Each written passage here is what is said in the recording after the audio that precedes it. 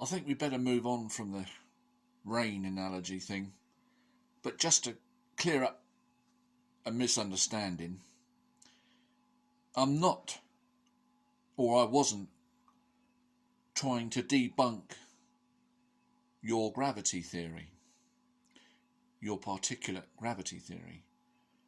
I'm not doing that. What that video was about was trying to correct the analogy that moving faster through gravity, you say, is a fact. You exert less pressure on the ground. And I was debunking the rain analogy. That was all. It was the analogy between the rain and losing less energy to the surface of the ground that I was debunking. Not your particulate theory of gravity overall. That's fine. You can do that. Go ahead. But we're not going to get anywhere. I don't think you're going to have an epiphany about it, and I think even if you did, I don't think you'd want to admit it. So anyway, it's a fact, you say. Faster this object moves across the surface of the Earth, it's going to lose less force to gravity. Or to be clear, it's going to lose less of its energy to friction. The faster it moves, the less it loses to friction. It's a fact, you say. Well, it's quite... I don't think that is a fact at all. And there's no evidence I've seen or read anywhere in physics that says such a thing. But nevertheless, there's quite an easy test we can do to establish that. And I'm going to propose to you this test and see what your excuses are before I do it. It'll save me the bother. Now then, imagine these circles are scales. Each individual circle is a weight measuring scale.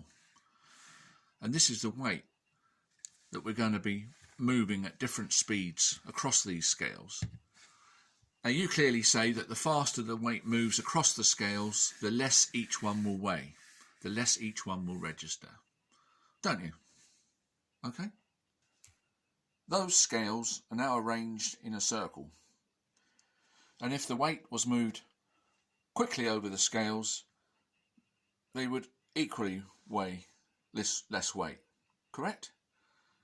Doesn't matter whether they're in a circle or a straight line, does it? It's the speed with which the weight is moving over the scales.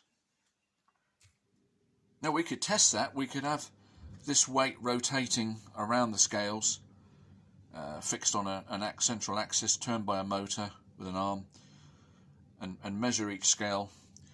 Difficult to do though.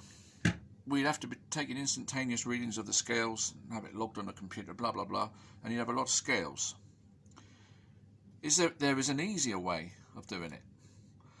Instead of having these individual scales, why don't we replace them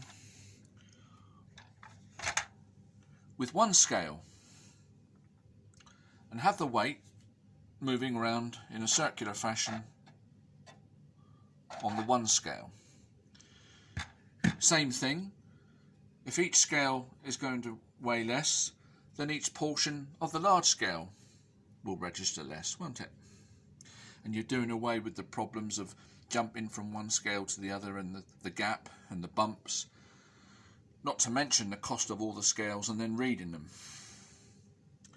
We'd have the weight rotating round in a circular fashion by a motor, different speeds, and you'd get a bit of bounce, but you'd be able to see whether it was that or whether it was up here at 4 pounds or down here at 1 pound. Would prove your theory that the faster we rotate the weight, which would mean the faster it was rolling over the surface, the less pressure it would exert as it moves through the gravity, collects less, all that. We could prove that. So Gary, what's your excuse up front before I do it? And why, if you are going to make excuses, why are you afraid of this experiment?